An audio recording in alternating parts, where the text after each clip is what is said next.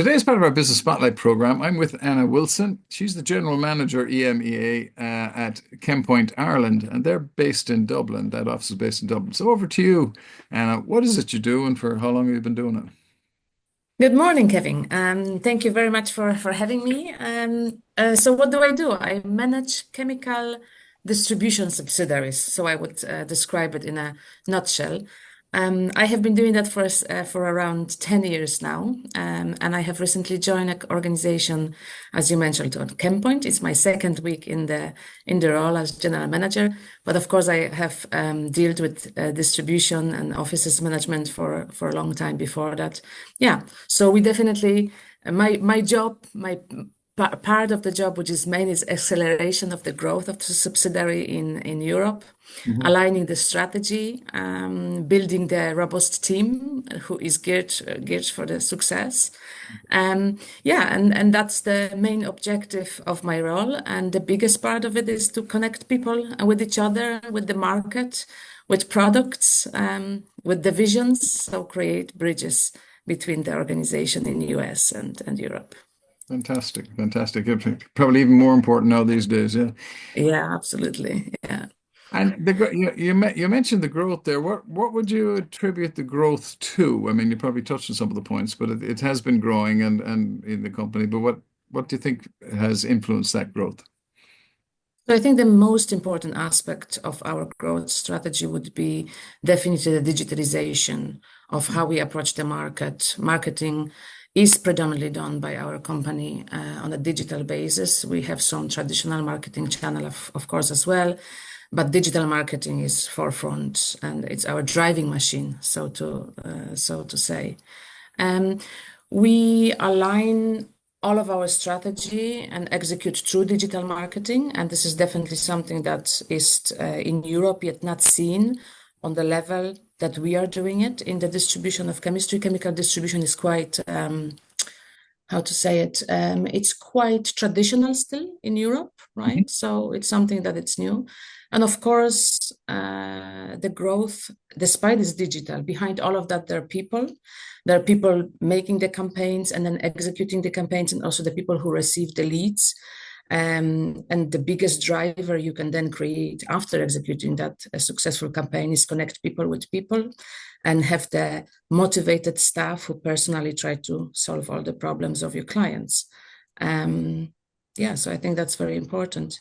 And Um, within the digital marketing, is there any particular platforms that you use or that you found that work best for your company?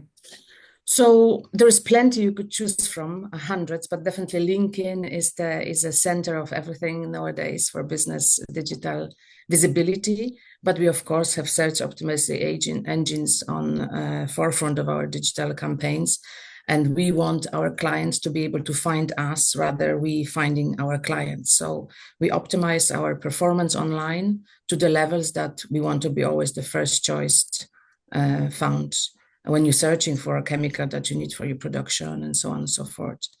Um, and this is what we think market operates today, how it operates today, and how people want to buy. They want to find you.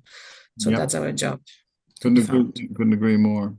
Um, and I suppose, and so are we talking about search engine optimization sort of thing, or is it more than that, or what? Yeah, of course, we have a lot of different channels. If there's webinars, videos, all other content that would be important. And of course, if you all do that, and this is your growth strategy, everything happened behind it. It's also very crucial for your growth, right? So we have to make sure, because our growth will be accelerated in Europe, that we have infrastructure behind that growth that can support that fast. One of the successes, I think, in that growth strategy is also that we have managed to establish an office of 35 people in Dublin within 4 months Wow. and fully operational. So once we have to be as fast as our digital marketing is, and we can really grow in that level and create an offspring and next country and next country and next country in that growth strategy. So that's ultimately the growth engine, is how fast you can also follow that marketing. It A sounds lot of hard work. it sounds supercharged, and yeah, fantastic. Um, So if you had to start square one in business or in your role, what would you do differently? So I have a huge privilege to start last week from scratch. Of course, the ChemPoint business in Europe was already established and quite significant. But we created a new office and created new team to accelerate that growth. So I have started from zero on last Monday. But Wow. I think what I would do to, what is the difference between what we do today or what I would do today as a leader and what I'm going to do today as a leader and what I did in the past? I will not focus first on training the skills and knowledge of people, but I focus first on training the people leadership skills and team building capabilities. And this, in my opinion, is much higher on the priority list than the technical skills and the job training. We have hired a great collection of very experienced individuals. They do know how to do the job. But now I have to have those ambitious people to put into our teams to do the job together, because then only you can make this tenfold success rather than individual one-to-one. And I think that's the secret. And doing that in Ireland, it's a lot of fun because people are very open. Good. Um, yeah, and I think I have the staff who really wants to work as a team. Yeah, so we just have to guide them through it, and that's definitely a difference that I Yeah, will implement. People yeah. and teams first. Yeah. Yeah, I like it goes way back. Peter Drucker, he talks about one of his quotes, many quotes, was that culture eats strategy for breakfast. So if you get your culture right, everything else is Yeah, so much. that's true. Yeah, Yeah, everything is also much more pleasurable when you have the culture right. All of us want to work for organizations that are nice to work with, but yeah, we created them, so yeah. we need to make sure that we create them from scratch, from the beginning, in a way that we wanted to continue, I suppose. Fantastic. No, I couldn't agree more. But yeah, we do. Certainly, just in my work, we do a lot on getting the culture right, getting leadership right, getting the vision, the mission, the whole lot. People, as you say, want to be part of that, and you attract Yeah, in people that yeah, want to be yeah, part of that. yeah. So what have been your biggest learnings as an employer since you began in business? Look, I have leaded teams in a different shape or form for the past 15 years. So there's a lot of challenges and different growth learning curves, so to say. And I think today I could definitely say never avoid a hard conversation. If you have to have it, it's better to have it at 9 in the morning on Monday than Mhm. on Friday, unless you're going to a pub and that's very hard conversation and you need to have it in a different setting. But it never space off. You maybe think that this person in the other team doesn't have to be in often contact with you, and there's a conflict, and you just leave it because it's less effort. It never pays off. You have to solve those as they come. Otherwise, they accumulate, and there's so much things out in the carpet. Yeah, but it's hard. You have to have mental ability and readiness to be able to have those conversations. Um, and the resilience here is something which is very important. Every leader should work on it, because resilience, ultimately, when you're a general manager, is one of the qualities that you definitely have to have.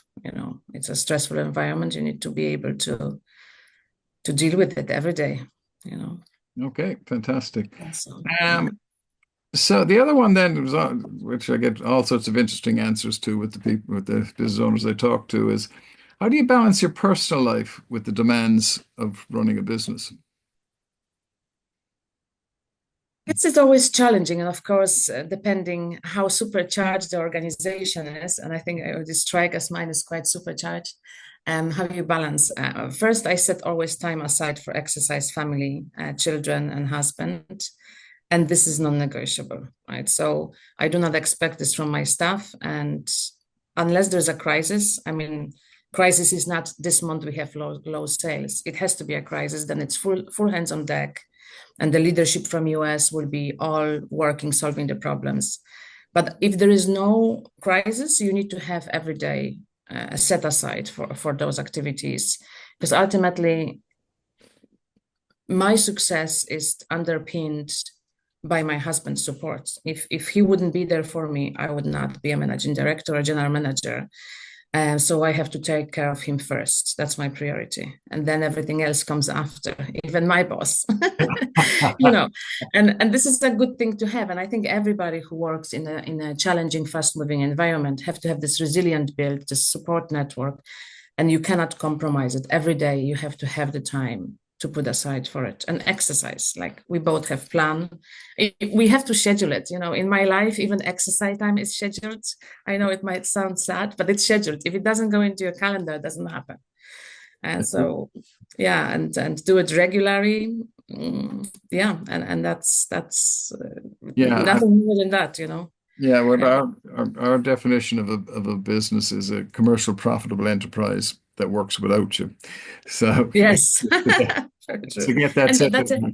Yeah, and exactly what you say. So of course the family for us all should be first, or whatever support network you have, your hobbies. But the second, it's always that when you have the leadership team in the organization, you have to be able to rely on them so much when you need to have, you know, when you battery are on low and nobody's a superhuman, you have to have somebody and at least five people in leadership stayed behind and said, I'll pick up the slack this week. You go and rest. You go and go at 3 o'clock. Somebody has to tell this also to a leader, right? And then it's the same goes for them. They said, look, today I have nothing to give. I was like, you need rest. I pick it up. I pick it up where you left it, you know. And That's that's yeah, that's a crucially real, yeah, important. real scenario. But it's important because I think one of the big ones that we see is burnout. You know, people who Yeah. don't take this seriously, and just from a business point of view, apart from all the personal anguish, it doesn't make sense unless you do Yeah. balance out. You know. Yeah, and you know, like we all here, I'm working 9 to 10 hours a day. It's like let's not kid ourselves. It's not 5 hour a day job, but for those hours that I'm here, I'm fully focused on and engaged on the conversation with the employees, solving the problems. I even use the commute to work as a working time. I either learn or discuss some topics on the phone, so don't waste your time. I do something called walkie-talkie, which is when I really need fresh air. I don't go myself. I take somebody who needed a conversation, and we do walkie-talkie together. And it's a great opportunity to engage as well people while you're having some physical movements and not sitting in the office, you know. Yeah. Fantastic. Yeah, yeah. We all have the same 24 hours is how we manage ourselves within those. Yeah, and yeah, and always keep your hobbies. It's not true that general managers have no hobbies. I have plenty, so you should keep them alive. Good. And any particular hobbies that you enjoy most, or there's a spread? Yeah, no, I mean, horse riding would be the first and foremost. And this is funny when we're talking about team building. We had my leadership team who is in the US. They came here, and growing those connections is important on every level. So they landed on a horse Friday, 5 days after they met me. So you know, we've been doing horse riding together, enjoying, you know, time together. We're doing something that is different than just having a dinner, you know. So common expert, but horse riding is definitely on the top. Yeah. Fantastic. I love it. Yeah. You probably covered a bit of it, but what qualities do you look for in employees, and how do you foster a positive and productive work environment? So I think the most important thing that you should do is to look in an employee, especially for fast growing organization, is drive, perseverance, resilience. Of course, you cannot interview somebody for those qualities. They come and you observe them. But definitely, if there's a positive attitude and drive, Mhm. your job will be to keep that alive and lit for as long as you can and make sure that the organization keep up with the employee demands. But if you don't have that from start, there's very hard to build because that's the foundation. Yeah, and generally having an open people who are willing to open up and trust the organization and the leadership.